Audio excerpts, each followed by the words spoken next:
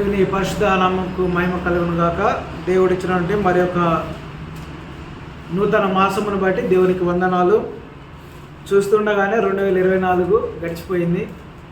11 నెలలు అయిపోయినాయి. ఇది లాస్ట్ మంత్. సో ఈ ఇయర్లో ఏది చేయాలనుకున్నా మనకు మిగిలింది ఒకే ఒక్క నెల. ఈ ఇయర్ తర్వాత దేవుడు లెక్కడుగుతాడు, నాన్న 24వ సంవత్సరంలో నీకు మంచి ఆరోగ్యం ఇచ్చిన, మంచి బలం ఇచ్చిన, శక్తి ఇచ్చిన, ఆహారం అన్నప్పుడు దేవా ఆహారం అనగానే బిర్యానీ పెట్టిన, బట్టలు అనగానే మంచి దుస్తులు ఇచ్చిన, మంచి హాస్టల్ ఫెసిలిటీ ఇచ్చిన, అన్ని ఇచ్చిన, మరి నువ్వు నాకేమి ఇచ్చినావు? మనం చెప్పుకోవడానికి ఏమున్నాయి దేవుని దగ్గర?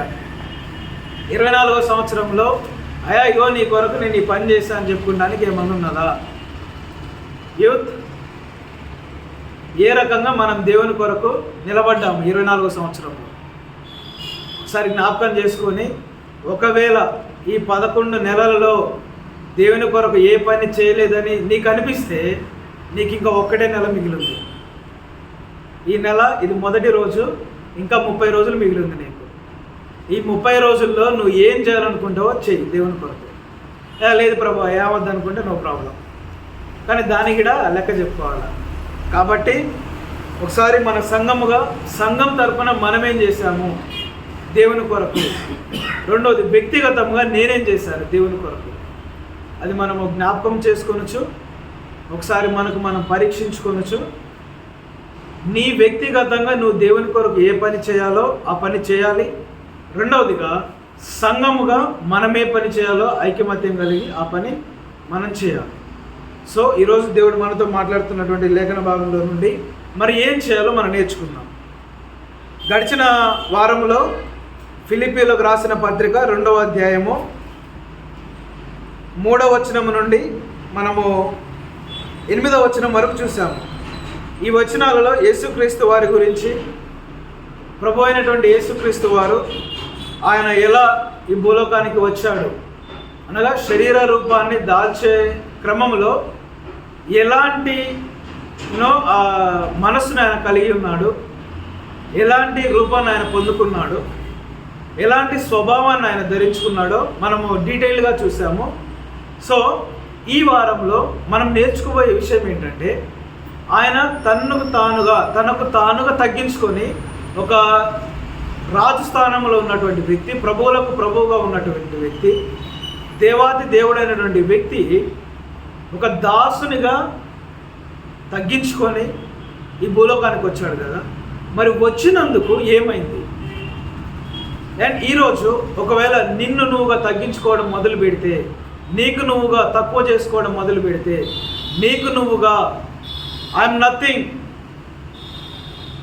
నాకంటూ ఆ గొప్పతనం ఏమీ లేదు, మొత్తము నా ప్రభువే, నేను సాధించినా ఏది చేసినా అది నా వల్ల కాదు, నా బలము వల్ల కాదు, నా శక్తి వల్ల కాదు, నా డబ్బు వల్ల కాదు, నా పలుకుబడి వల్ల కాదు, లేకపోతే నాకున్న సామర్థ్యం వల్ల కాదు, కానీ ఇది కేవలము నా ప్రభువు వల్లనే అని ఎవరైతే తనకు తాను తగ్గించుకొని తన కార్యములను మాత్రమే గాక ఇతరుల కార్యములను కూడా చూస్తూ అదే రీతిలో తనకు తాను తగ్గించుకొని నాకంటే నా పొరుగువాడు, నా పక్కవాడే యోగ్యుడని ఎంచుకొనొచ్చు ఎవరైతే ముందుకు సాగుతూ ఉంటారో, ఎవరైతే ప్రభువు మనసు కలిగి ఉంటారో వారికి కలిగేటువంటి ధన్యత ఏంటో చూద్దాం ఈరోజు.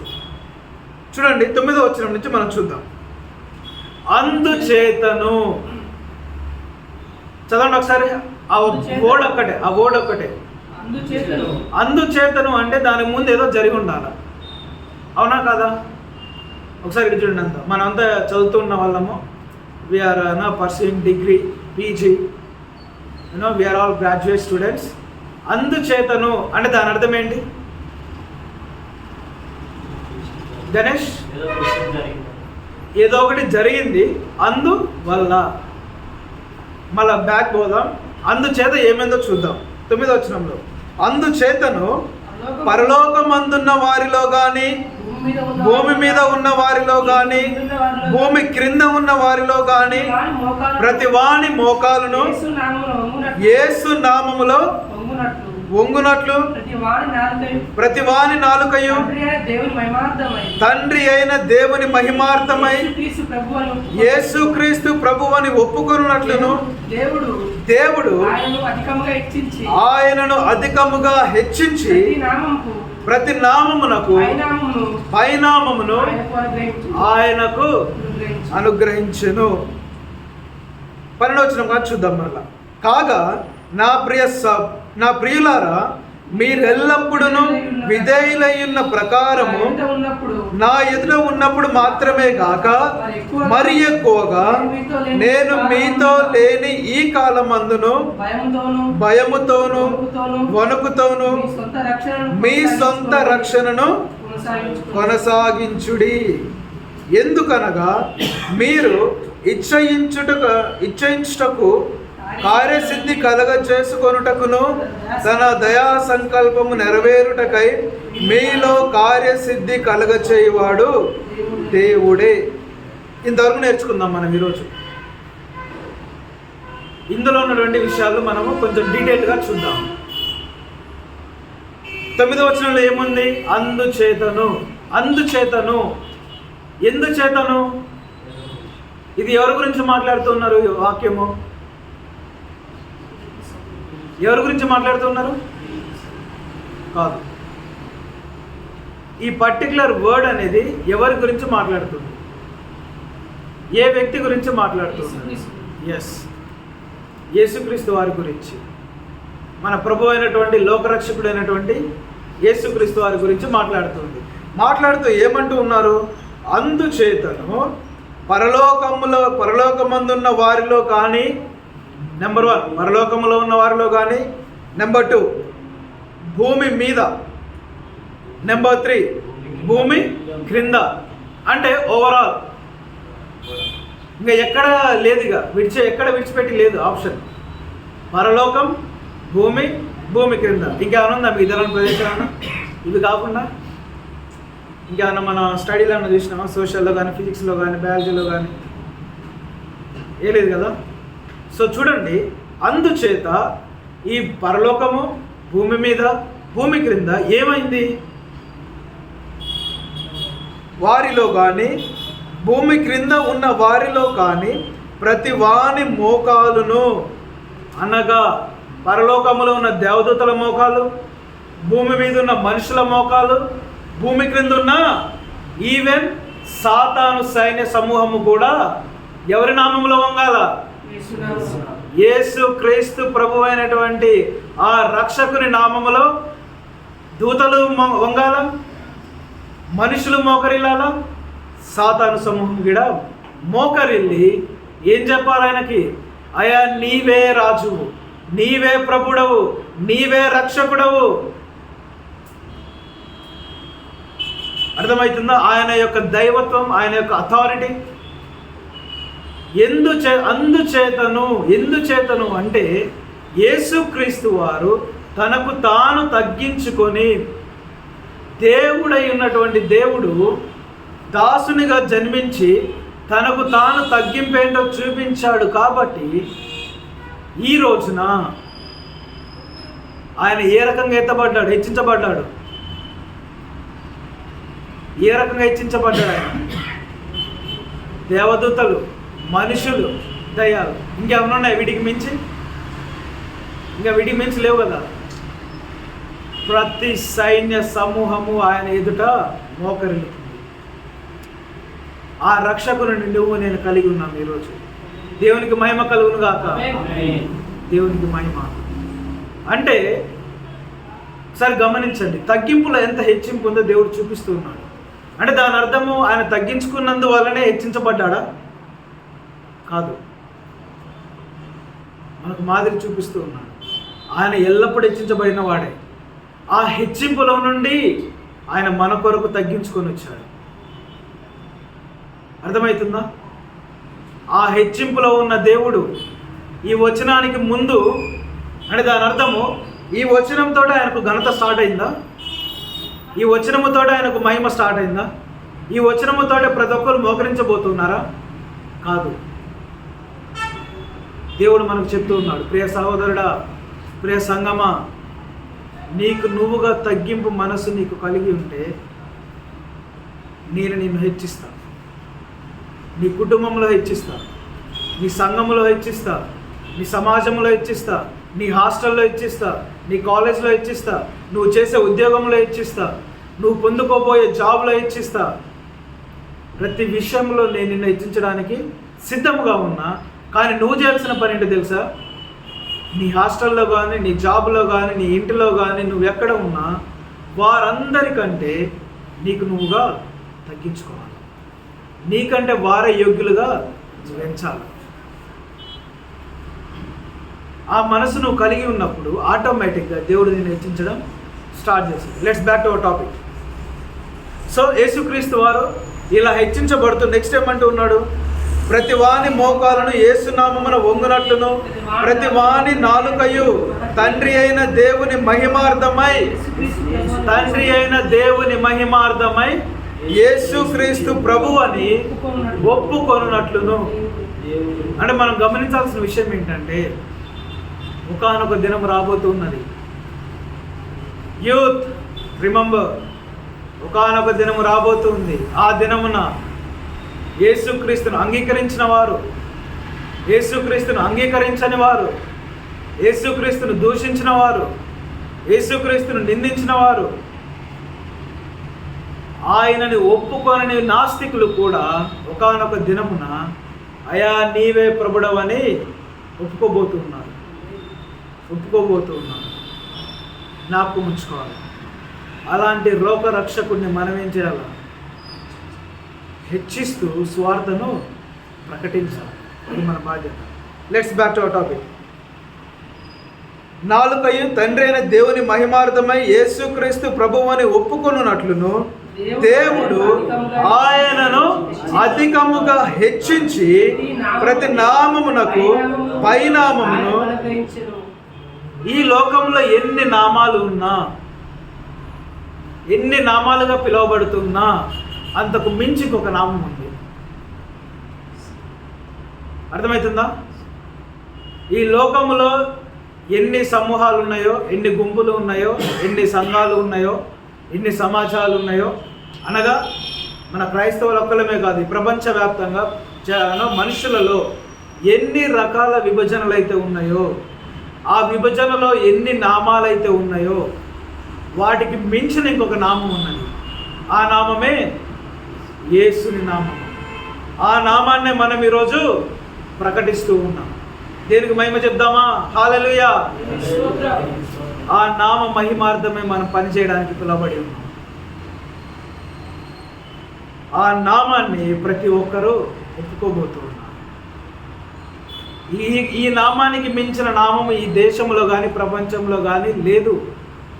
అది పరలోక రాజ్యంలోనే కానీ, భూమి మీదనే కానీ, భూమి క్రిందనే కానీ, తండ్రి కుమార పరిశుద్ధాత్మ త్రియేక నామము తప్ప ఇంకొక నామము లేదు, ఉండదు కూడా.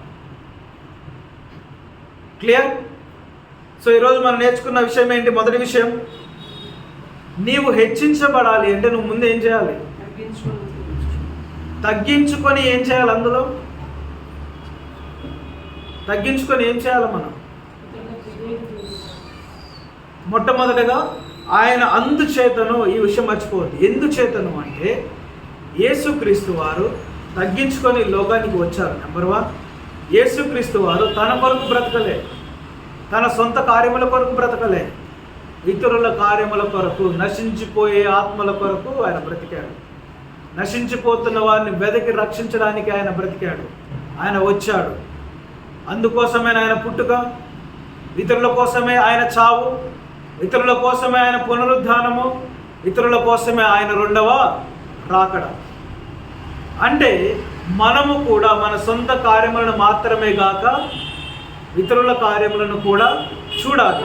అంటే దాని అర్థం ఏంటి? ఇతరుల కార్యం అంటే డబ్బు లేని వారికి డబ్బు ఇవ్వడమా, బంగారం లేని వారికి బంగారం పెట్టడమా, అన్నం లేని వారికి అన్నం ఇవ్వడమా, దుస్తులు లేని వారికి దుస్తులు ఇవ్వడమా, ఇల్లు లేని వారికి ఇల్లు కట్టించడమా? ఏ రకంగా మరి అనుకోవాలి మన ఇతరుల కార్యములు అంటే? ఒక రకంగా ఇవి కూడా ఇవ్వాలి, మనకు చేతనంత సహాయం చేస్తూ ఉండాలి. కానీ అంతకు మించి ఇంకొక ఎమర్జెన్సీ నీడ్ అనేది ప్రతి ఒక్క వ్యక్తికి ఉంది. ఏంటో తెలుసా? అది ఇతరుల కార్యములను, మన కార్యములను మాత్రమే కాక ఇతరుల కార్యములను కూడా చూడాలి అంటే మనం ఇంకో రకంగా అర్థం చేసుకోవాలి. ఎలా అంటే ఈ లోకపరమైనటువంటి అవసరతలు తీరుస్తూనే డబ్బు ఉన్నా లేకపోయినా మనిషి బ్రతుకుతాడు, బంగారం ఉన్నా లేకపోయినా మనిషి బ్రతుకుతాడు, ఇల్లు ఉన్నా లేకపోయినా రెంట్ తీసుకొని బ్రతుకుతాడు, కాస్ట్లీ దుస్తులు లేకపోయినా ఉన్న వేసుకొని బ్రతుకుతాడు. కానీ ఈ బ్రతుకు తర్వాత అసలైన బ్రతుకు బ్రతకాలి అంటే రక్షణ అవసరం. ఈ బ్రతుకు తర్వాత నిత్యరాజ్యములో తరతరాలు బ్రతకాలి అంటే ప్రతి ఒక్క వ్యక్తికి సువార్త అవసరము, రక్షణ అవసరం. నువ్వు రక్షించబడ్డావు, సరిపోయిందా? నువ్వు మార్పు చెందినవు, సరిపోయిందా? నువ్వు పరలోక రాజ్యంలో నీకంటూ ఒక కర్చీఫ్ వేసుకున్నావు, సరిపోయిందా? మరి నీ తల్లిదండ్రుల పరిస్థితి ఏంటి? నీ అన్నదమ్ముల పరిస్థితి ఏంటి? నీ అక్కచెల్లెల పరిస్థితి ఏంటి? నీ బంధువుల పరిస్థితి ఏంటి? నీ స్నేహితుల పరిస్థితి ఏంటి? నీ హాస్టల్లో, నీ చుట్టూ, నీ రూమ్లో ఉంటున్న నువ్వు ప్రతినిత్యము నీ ఫ్రెండ్స్ సాహసం చేస్తున్న వాళ్ళ పరిస్థితి ఏంటి? నువ్వు మాత్రం పరలోక రాజ్యానికి పోతున్నాము, వారు మాత్రం ఎక్కడికి వెళ్తున్నారు? నరకానికి నడిపించబడుతూ ఉన్నారు. మరి వాళ్ళ అవసరాలు నువ్వు తీర్చవా? వాళ్ళ కార్యములు మనం పట్టించుకోవద్దా? దేవుని వాక్యం సెలవిస్తుంది, ప్రియ సహోదరుడా, నీ సొంతంగా నువ్వు రక్షణ ఎలాగైతే పొందుకున్నావో ఇతరుల కార్యములు అనగా ఇతరుల రక్షణ కూడా నీ చేతిలోనే ఉంది. ఇతరుల రక్షణ నీ చేతిలో ఉంది. ఎలాగా? నువ్వు పోయి రక్షిస్తావు వాళ్ళని? రక్షణ మార్గంలో నీకు నడిపించడం నీ బాధ్యత. నువ్వు వాళ్ళని రక్షించలేవు, కానీ రక్షణ అంటే నువ్వు పరిచయం చేయగలుగుతావు. ఎవరు రక్షిస్తారో నువ్వు పరిచయం చేయగలుగుతావు. ఓ చిన్న ఎగ్జాంపుల్, హాస్టల్లో ఒక వ్యక్తికి బాగా ఇంటర్నల్గా ఒక డిసీజ్ వచ్చింది. ఏం చేయాలో అర్థం కావట్లేదు. నువ్వు పోయి దాన్ని క్యూర్ చేస్తావా? చేయగలుగుతావా? చేయలేవు. కానీ ఒక పలానా హాస్పిటల్, పలానా డాక్టర్ ఉన్నాడు, ఆ డాక్టర్ దగ్గరికి పోతే ఖచ్చితంగా క్యూర్ అవుతుంది. ఆ విషయం నీకు తెలుసు. ఇప్పుడు నువ్వు చేయాల్సిన పని ఏంటి? ఆ డాక్టర్ని నువ్వు పరిచయం చేయాలి. లేదా ఈ వ్యక్తిని నువ్వేం తీసుకెళ్ళాలి? హాస్పిటల్కి తీసుకెళ్ళాలి, ఆ డాక్టర్ దగ్గరికి తీసుకెళ్ళాలి. అది ఎలా నయం చేయాలనంటే బాధ్యత డాక్టర్ది. నీ పని ఏంటిది? ఆ హాస్పిటల్ ఎక్కడుంది, ఆ డాక్టర్ ఎవరు పరిచయం చేయడం నీ బాధ్యత. ఇన్ ద సేమ్ వే నశించిపోయే ఆత్మలను నువ్వు రక్షించలేవు, కానీ రక్షణ ఎక్కడ దొరుకుతుందో, రక్షణ ఎవరి వల్ల దొరుకుతుందో అది నీకు తెలుసు. అక్కడికి నడిపించడము నీ బాధ్యత. ప్రతి సంఘం ఒక హాస్పిటల్. ప్రతి హాస్పిటల్కి పరమ వైద్యుడు ఎవరు? యేసుక్రీస్తు వారే. అవునా కాదా? కాబట్టి మన ప్రయత్నము, మన పని ఏంటి? రక్షించబడిన నీవు నేను మనం ఎలాగైతే మన కార్యాన్ని మనము చూసుకున్నామో, రక్షణలోనికి నడిపించబడ్డామో, అదే రీతిలో మన ద్వారా ఒక్కలనైనాను రక్షణ మార్గంలోనికి నడిపించాలి. ఆ నడిపించాలి అంటే ముందు నువ్వేం చేయాలి? నీ అడుగు బయటికి వేయాలి. నీ అడుగు బయటికి వేయాలి, నీ నోరు తెరవాలి. సువార్త కొరకు నీ పదములు, నీ పాదాలు ముందుకు సాగాలి. సువార్త విస్తరణ కొరకు నీ మాటలు సువార్తతో నింపబడాలి. క్లియర్? అలాగున్నా అందుకే యేసుక్రీస్తు వారు ఏమన్నాడు? యేసుక్రీస్తు వారు ఇతరుల కార్యములను చూశాడు కదా. అంటే ఆయన అల్టిమేట్గా స్వస్థత ఇచ్చిండు, అవసరతలు తీర్చిండు, ఆహారం పెట్టిండు, అన్నీ చేసినాడు. కానీ మనుష్య జాతికి ఒక చిన్న క్వశ్చన్, ఒకవేళ ఇవే వాళ్ళ అవసరతలు తీర్చాలనేటువంటి అనుకుంటే ఆయన చనిపోవాల్సిన అవసరం లేదు కదా. ఇప్పుడు ఆహారము, స్వస్థత ఇవే ఇతరుల కార్యములు అనుకుంటే ఆయన చనిపోవాల్సిన అవసరం లేదు కదా. కానీ అసలు అవసరము ఎప్పుడు తీర్చబడింది అంటే ఆయన మరణము ద్వారా తీర్చబడింది. అనగా మనిషికి ఉన్నటువంటి ఎమర్జెన్సీ నీడ్ ఏంటంటే దుస్తులు కాదు, బట్టలు కాదు, ధనము కాదు, ఆస్తి కాదు, ఇల్లు కాదు, సంపద కాదు, ఏది కాదు. నీ ఆత్మకు రక్షణ అవసరం. నీకంటూ నిత్య జీవం అవసరం. అది ప్రతి వ్యక్తికి ఉన్నటువంటి ప్రాముఖ్యమైన అవసరం. ఆ అవసరతను నువ్వు దృష్టిలో పెట్టుకొని నువ్వేం చేయాలా? ప్రతి ఇతరుల అవసరతను నువ్వు గమనించి ముందుకు సాగాలి. అందుకోసం మనం ప్రయత్నం చేస్తూ ఉన్నాం. మనం ఒక టీమ్గా ఫామ్ అయ్యి ఆ సువార్త వ్యాప్తి కొరకు, ఆ రక్షణ కొరకు, ఆ మార్గాలను సిద్ధం చేయడానికి, నశించిపోయే ఆత్మలను వెతికి రక్షించడానికి, ఆ రక్షకుని దగ్గరికి మనము తీసుకురావాలని ప్రయత్నం మనము చేస్తూ ఉన్నాం. సో ఈరోజు దేవుడు మనతో చెప్తున్న మాట ఏంటంటే, నెంబర్ 1గా నీవు తగ్గించుకున్నట్లయితే యేసుక్రీస్తు వారి వలె, ఆ ప్రభు అయిన యేసు వారి వలె నువ్వు హెచ్చించబడవు. అంటే ఆయనతో సమానముగా కాదు, నీ పరిధిలో నువ్వు ఎంతగా హెచ్చించబడాలో నీ దేవుడైన యేసుక్రీస్తు వారు అలా హెచ్చిస్తాడు. రెండవది, ఆయన ఎందుచేత హెచ్చించబడ్డాడు అంటే ఇతరుల కార్యములను ఆయన చూస్తూ వస్తున్నాడు. మరి నువ్వు హెచ్చించబడాలి అంటే మొట్టమొదటిగా నీకు తగ్గింపు ఉండాలా. రెండవదిగా నువ్వేం చేయాలా? ఇతరుల కార్యములను చూడాలి. ఎలాగా బ్రదర్స్? ఎలా చూడాలి మన ఇతరుల కార్యములను? గణేష్, ఎలా చూడాలి మన ఇతరుల కార్యములను? సారీ, ఎలా? ఉదాహరణ. Very good. ఏం చేయాలి మనము? దేవుని గురించి చెప్పాలి, అదే సువార్త. ప్రదీప్, ఇంకేం చేయాలా? Very good. ఏం చేయాలి మనం? చెప్తూ మందిరానికి నడిపించాలి. అంటే హాస్పిటల్లో నడిపిస్తున్నాం, డాక్టర్ని పరిచయం చేస్తున్నాం. ఇక ఆ వ్యక్తి రక్షణ లేకపోతే ఆ వ్యక్తి యొక్క స్వస్థత ఎవరి చేతిలో ఉంది? డాక్టర్ చేతిలో ఉంది. అందుకు డాక్టర్ ఏం చేస్తాడు? నీ దగ్గర ప్రతిఫలం నీకు ఇస్తాడు. ఇన్ ద సేమ్ వే ఒక వ్యక్తి పరలోక రాజ్యంలో, ఒక వ్యక్తి ఈ లోకంలో మారు మనసు పొంది బాప్తిసం తీసుకునే పరలోక రాజ్యంలో ఏం జరుగుతుంది?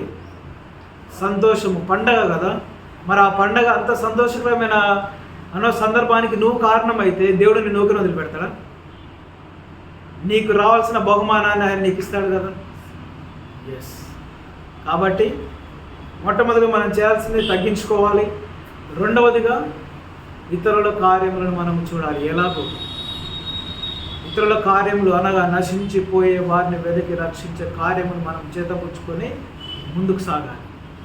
అలా చేయాలి అంటే మనం వాక్యము చేత నింపబడాలి, వాక్యం చేత నడిపించబడాలి. నెక్స్ట్, ఈ రకంగా ఆయన హెచ్చించబడ్డాడు. 12వ వచనం, కాగా నా ప్రియులారా మీరెల్లప్పుడూ విధేయులై ఉన్న ప్రకారము, సంఘానికి చెప్తూ ఉన్నాడు ఏమని? మీరు ఎల్లప్పుడూ విధేయులై ఉన్న ప్రకారము నా ఎదుట ఉన్నప్పుడు మాత్రమే గాక మరి ఎక్కువగా నేను మీతో లేని ఈ కాలమందును ఏం చేయాలంట? భయముతోనూ వణుకుతోనూ మీ సొంత రక్షణను కొనసాగించుకొనుడి. యష్, ఎలా ఉండాలంటే మనం సంఘంలో? ఇక్కడ చూడండి, ఒక మాట అంటున్నాడు.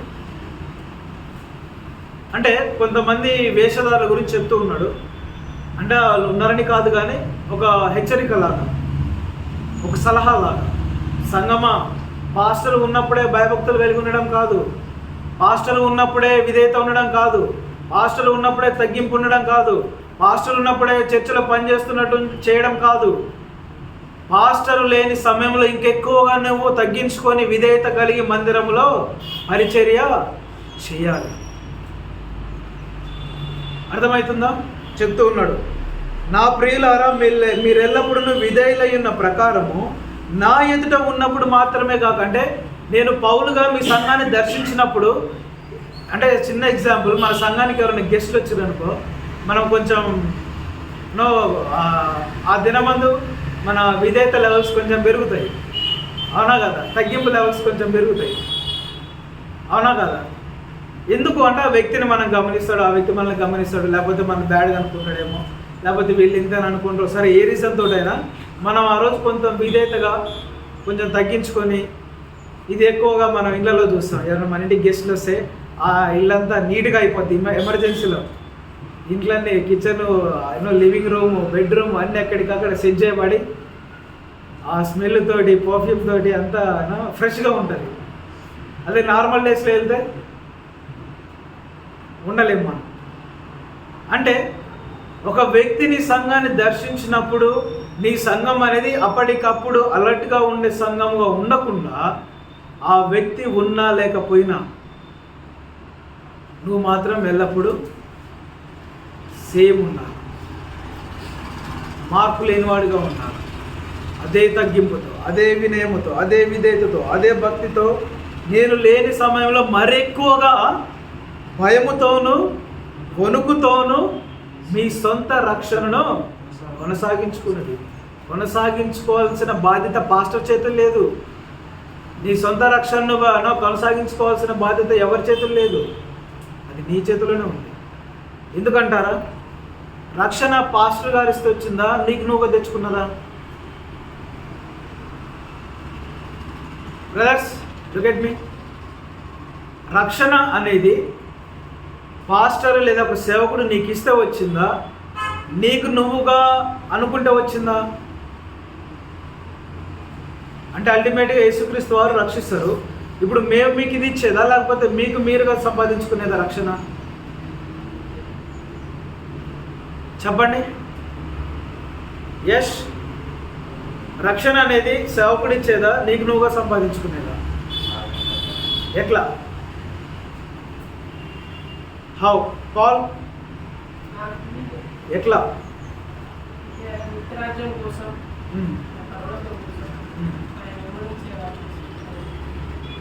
అందుకే బాప్తిసం రోజున నువ్వు ఒక మాట అన్నావు, నిన్ను ఎవరైనా బలవంత పెడుతుంటే నువ్వు బాప్తిసం తీసుకున్నావా, నీకు నువ్వుగా నిర్ణయం తీసుకుంటే బాప్తిసం తీసుకున్నావా?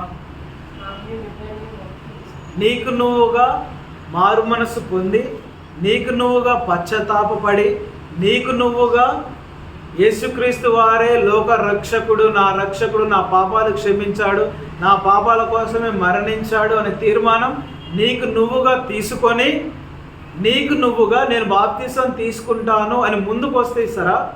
లేదా పాస్టర్ చేరి నువ్వు తీసుకో అంటే తీసుకుంటారా? ఎట్లా? First option, second option?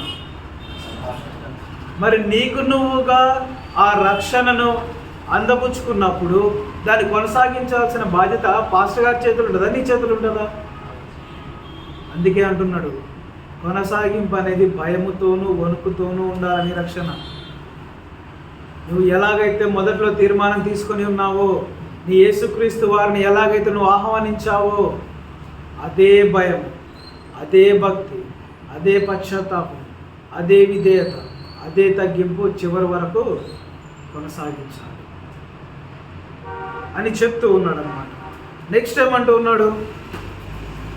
13వ వచనం, ఎందుకనగా మనము ఎందుకు ఇలాగ ప్రవర్తించాలి అంటే, మీరు ఇచ్చయించుటకును కార్యసిద్ధి కలుగ చేసుకొనుటకును తన దయా సంకల్పము నెరవేరుటకై మీలో కార్యసిద్ధి కలుగ చేయువాడు ఎవరైనా? నీలో నాలో కార్యసిద్ధి కలుగజేసే వ్యక్తి ఎవరు? ఎందుకనగా అంటే దాని అర్థం ఏంటండి? ముగింపులోనికి వస్తున్నాము. ఎందుకనగా చదువుకున్నాము, మనకు తెలవాలి. ఎందుకనగా ఎప్పుడు వాడతాం, ఏ సందర్భంలో పదం వాడతాం? బ్రదర్, ఎందుకనగా ఎప్పుడు వాడతాం మనం?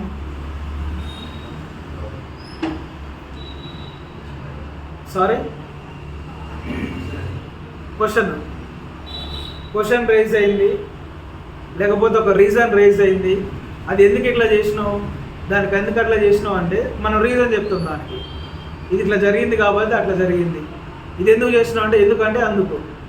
ఇక్కడ వాక్యం ఏమంటుంది కామన్గా? ఎందుకనగా మీరు ఇచ్చయించుటకును కార్యసిద్ధి కలుగజేసుకొనుటకును తన దయా సంకల్పము నెరవేరుటకై మీలో కార్యసిద్ధి కలుగచేయువాడు దేవుడే. నా ప్రియ సహోదరుడా, సహోదరి, కార్యసిద్ధి కలగాలి అంటే అది దేవుని వల్లనే. ఆ కార్యసిద్ధి మనం కనులారా చూడాలి అంటే మనలో ఏముండాలి? దేవుని యొక్క భయము, దేవుని యొక్క భక్తి, ఆయన అంటే ఆయన సంఘం అన్నా దేవుడు అన్నా మనలో ఒక భయముతో కూడిన వణుకు ఉండాలి. రక్షణను కొనసాగించుకునే మనస్సు ఉండాలి, తగ్గించుకునే మనస్సు ఉండాలి. ఇతరులకు సహాయం చేసే మనసు ఉండాలి. నాకన్నా నా పొరుగువాడే యోగ్యుడని తలంచుకునే తగ్గింపుతో కూడిన మనసు నీకు ఉండాలి. ఇవన్నీ నీకు ఉన్నప్పుడే నువ్వు అనుకుంటున్న కార్యము నెరవేర్పులో నువ్వు చూస్తావు. ఇప్పుడు మన కళ్ళెదుట ఉన్న కార్యం ఏంటో తెలుసా? మన సంఘముగా, మన సంఘాలుగా, ఒక టీమ్గా ఈ నల్గొండ పట్టణంలో మన ఎదుట కార్యం ఏముందో తెలుసా? ఏ కార్యం ఉందో తెలుసా? చెప్పండి. ఏముంది మన ఎదుట? Semi Christmas. అంటే ఏదో మనం పోయి సెలబ్రేట్ చేసుకోవడానికా? లేకపోతే మనకు డబ్బులు ఉన్నాయి అక్కడ పోయి అందరి ఎదుట మనం చూపించుకోవడానికా? లేకపోతే డబ్బులు ఉన్నాయి ఎట్లా ఖర్చు చేయాలో అర్థం కాక ఒక 10 మందిని పిలిచి అన్నాలు పెట్టడమా? మరి ఏ విషయం అసలు ఎందుకు మనం కార్యాన్ని స్టార్ట్ చేసాం? ఎస్, మన కార్యములను మాత్రమే కాక ఇతరుల కార్యములను కూడా చూడమని దేవుని వాక్యం సెలవిస్తుంది కదా. ఆ కార్యాన్ని మొదలు పెట్టాలనే మన టీమ్గా ఫామ్ అయినాం. ఆ కార్యాన్ని మొదలు పెట్టాలనే మనము నల్గొండ పట్టణంలో అనేక సంఘాల నుంచి యవనస్థలముగా మనం ఏర్పడి కార్యసిద్ధి కొరకు పరుగు పెడుతూ ఉన్నాం. ఈ కార్యసిద్ధి జరగాలి అంటే ఎవరు జరిగించాలి? కార్యసిద్ధి ఎవరు జరిగించాలి? యేసుక్రీస్తు వారు. మరి అది మనం కన్నులారా చూడాలి అంటే కార్యము చేసే వ్యక్తులకు ఏం కలిగి ఉండాలా? తగ్గింపు కలిగి ఉండాలి. అనగా నీకు నాకు ఆ దినమందే కాదు, ప్రతి దినమందు నీవు నేను తగ్గించుకొని పని చేయాలి. అక్కడ నీవు నేను తగ్గించుకొని కార్యాన్ని మొదలు పెట్టాలి. మనము ఫోర్గ్రౌండ్లో అందరూ మనల్ని చూడాలని కాదు, బ్యాక్గ్రౌండ్లో ఆ యొక్క ప్రోగ్రాం అందరిని నడిపించే వ్యక్తులకు మనము నిలవబడాలి. ఒక పునాదుల వల్ల, పిల్లర్స్ వల్ల మనం ఉండాలి. పిల్లర్స్ ఎవరికంటే కనిపించవు, కానీ పిల్లర్స్ లేకపోతే బిల్డింగే ఉంటుంది. నిజండి, అవునా కాదా? 5 అంతస్తులు, 10 అంతస్తులు, 20 అంతస్తులు బిల్డింగ్ ఉన్న ఆ పిల్లర్స్ వాటిలో మమేకమైపోతుంది, ఆ గోడలతో మమేకమైపోతుంది. కానీ ఆ పిల్లర్స్ లేకపోతే స్ట్రాంగ్ ఉండదు, ఆ కట్టడం నిలబడదు. కార్యసిద్ధి జరగాలి అంటే నీవు నేను పిల్లర్స్గా నిలబడాలి. అప్పుడే నూతనంగా రక్షించబడుతున్న ఆత్మలు స్థిరంగా నిలబడడానికి అవకాశం ఉంటుంది. మనము వాళ్ళతో మమేకమయ్యి ఎవరు వస్తున్నా వాళ్ళలో కలిసిపోయి మనమేంటో చూపించుకోవడం కాదు, వాళ్ళ స్టేజ్కి మనం దిగాలి. ఎలాగో యేసుక్రీస్తు వారైతే రాజు అయ్యుండి, ప్రభు అయ్యుండి, దేవుడు అయ్యుండి పశువుల తొట్టెలో, పశువుల పాకలో జన్మించడానికి ఆయన మొమ్మటపల్లె ఎంతగా తగ్గించుకున్నాడు కదా. మనము కూడా ఆ దినమందే కాదు, ఏ దినమందైనా కుష్టి రోగులు వచ్చినా, అన్యులు వచ్చినా, అడుక్కునే వాళ్ళు వచ్చినా, ఎవరు వచ్చినా వాళ్ళ లెవెల్లో మనం దిగి మనం ఆదరించాలి, వారికి పరిచర్య చేయాలి. నేను ఉద్యోగం ఉంది, నాకు ఇల్లు ఉంది, నాకు బంగ్లా ఉంది, లేకపోతే నాకు నాది లెవెల్, నేను పీజీ చదువుకున్నా, నేను ఎంఈడి చదువుకున్నా, నేను బీఈడి చదువుకున్నా, లేకపోతే నేను ఇది చేసినా, నేనేంది వాళ్ళని రిసీవ్ చేసుకోవడం ఏంది, నేనేంది నేను వాళ్ళ అన్నం పెట్టడము, నేనేంది వాళ్ళ ఆకులు ఎత్తేయడము, నేనేంది వాళ్ళు తిని పడేసినటువంటి ఇస్తరాకులు తీసేయడము, అలాంటి స్వభావం మనలో ఉంటే హెచ్చించబడతామా? కార్యం జరుగుతుందా? జరగదు. కాబట్టి ఈరోజు దేవుడు మనతో ఏం చూపిస్తున్నాడంటే కార్యసిద్ధి కలగ చేయవాడను నేనే, కానీ ఆ కార్యము జరగాలి అంటే మీరుండాలని. ఆ కార్యసిద్ధిలోనికి రావాలి అంటే నడిపించేది ఎవరు? మీరే. ఆ నడిపించే వ్యక్తులు ఏమై ఉండాలా? మీరు ఎలా ఉండాలా? మీకు మీరుగా తగ్గించుకొని ఉండాలా? మీకు మీరుగా నాకంటే నా పక్కవాడు వచ్చే వ్యక్తి యోగ్యుడని ఎంచుకోవాలా? మీకు మీరుగా నా సొంత కార్యము కంటే నా ఎదుటివాని కార్యంలో నాకు ముఖ్యమని పరుగులు పెట్టేవారిగా ఉండాలా? మనకు మనముగా దేవుని భయం కలిగి, భక్తి కలిగి, వణుకుతో ఇది దేవుని కార్యము అని చెప్పి ఒకరు మనం వచ్చి రండి బ్రదర్ అనడం కాదు, మనమే ఎప్పుడు వెళ్దామనే స్థితిలో మనం ఉండాలి. క్లియర్? ఆ ఆసక్తిని మనం కనపరిచినప్పుడు నీకు ఏది అవసరమో, నిన్ను దేవుడు ఎలా హెచ్చించాలో, నీకు తగిన సమయం మందు ఉద్యోగం ఇవ్వడమా, ఉద్యోగంలో పదోన్నతి ఇవ్వడమా, నీ ఇల్లుకు నాతో ఎన్నో ఖర్చులకు ఇవ్వడమా, లేకపోతే ఇంటిని దయచేయడమా, నీకు ఏ అవసరత అయితే ఉన్నదో దేవుడు తగిన సమయం మందు నిన్ను హెచ్చిస్తూ ఆయన ఆశీర్వదిస్తూ నీ జీవితంలో నీ కార్యాలను ఆయన నెరవేరుస్తాడు. ఎందుకంటే వాక్యం చదివిస్తుంది. మొట్టమొదటిగా మనం దేన్ని వెతకాలా? ఆయన రాజ్యమును ఆయన నీతిని మొదట వెతకాలి, అప్పుడు అవన్నీ మీకు అనుగ్రహింపబడును. కాబట్టి ఈరోజు దేవుడు మనతో సెలవిచ్చిన రీతిలో కార్యసిద్ధి జరగాలి, జరుగుతుంది, జరగబోతుంది. కానీ ఆ కార్యసిద్ధి జరగాలి అంటే నిలబడే వ్యక్తులు ఎవరు? మనమే. ఆ నిలబడే వ్యక్తులము ఏ స్వభావం కలిగి, ఏ క్వాలిటీస్ కలిగి నిలబడాలి అంటే చెప్పండి. నెంబర్ 1 తగ్గింపు. నేను చూడను, నువ్వు చూడొద్దు. నీ దేవుడు చూస్తున్నాడు, నువ్వు ఎంత తగ్గించుకుంటావు. నువ్వు నా కొరకు పని చేయట్లేదు, సంఘం కొరకు పని చేయట్లేదు, టీం కొరకు పని చేయట్లేదు. ఎవరి కొరకు పని చేస్తున్నావు? దేవుని కొరకు కాదు, నశించిపోయే ఆత్మ కొరకు నువ్వు పని చేస్తున్నావు. నరకములో నుండి ఒక ఆత్మను నువ్వు బయటికి లాగడానికి నువ్వు పని చేస్తూ ఉన్నావు. పరలోక రాజ్యంలో ఒక పేరును రాయడానికి ప్రయత్నం చేస్తూ ఉన్నావు. హాస్టల్లో సీట్లు 30 సీట్లు ఉన్నాయి. 30 సీట్లలో 28 సీట్లు నిండిపోయినాయి, 2 సీట్లు మిగతా ఉన్నాయి. ఈ సీట్లు నింపాలి, రేపటి రోజున నింపాలి. ఇంకా 2 సీట్లు అంటే 2 వ్యక్తులు రాలే, టార్గెట్ రేపు ఫినిష్ అవుతుంది. యజమానినో హాస్టల్ వాడనో లేకపోతే ఆ వ్యక్తి వచ్చి ఇంకా ఏం చేస్తున్నాడు క్వశ్చన్ చేస్తాడు. ఆ లోపు నువ్వేం చేస్తావు? హాస్టల్లో కూర్చుంటావా? హాస్టల్లో కూర్చుంటావా? రేపటి దినమందు గడువు లోపు ఆ 2 సీట్లు నింపడానికి నువ్వు ఎంత దూరమైనా పరిగెడతావు, ఎంతమందికైనా ఫోన్స్ చేస్తావు, నువ్వు ఎంత కాడికైనా నువ్వు వెళ్తావు. ఎందుకంటే నీ టార్గెట్ రీచ్ అవ్వాలి, ఆ పేర్లు అందులో రాయబడాలి, అది ఫిలప్ కావాలి. వచ్చి అడిగినప్పుడు లెక్క, ఇదిగో నీ వచ్చిన పని నేను చేశాను.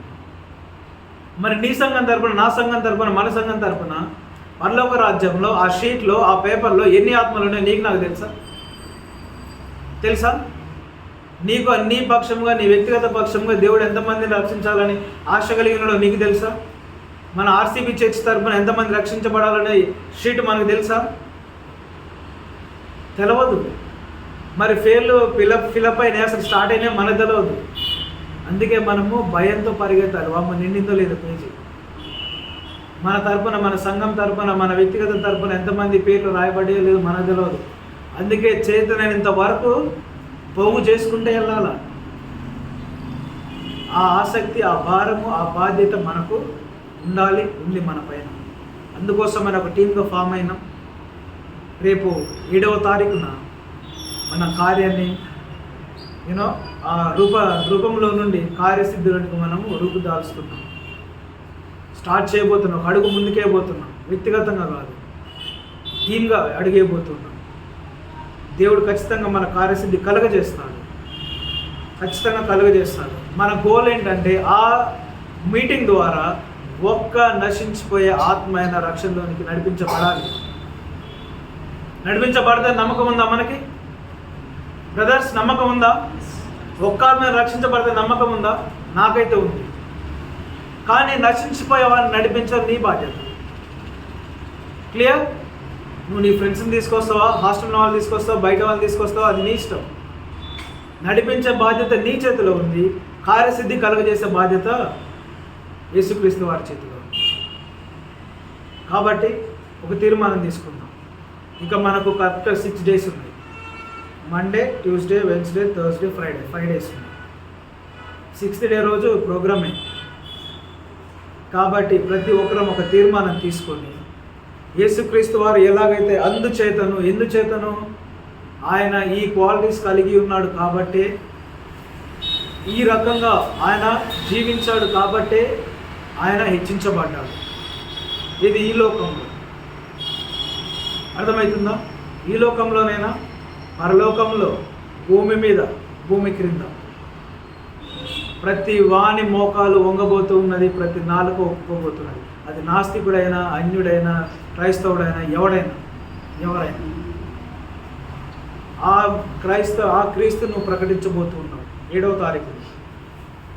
ఆ రాకడను నువ్వు తెలియజేయబోతున్నావు ప్రజలకి. ఆ రక్షణను నువ్వు తెలియజేయబోతున్నావు 7వ తారీఖున. నీ భుజములపైన, నా భుజములపైన ఆ బాధ్యత ఉన్నది. అందుకే భయముతో, వణుకుతో, భక్తితో మనం కార్యానికి అడుగులు వేయాలి. మోకరిస్తామా? ప్రతి ఒక్కరం తలలు వంచుదాం.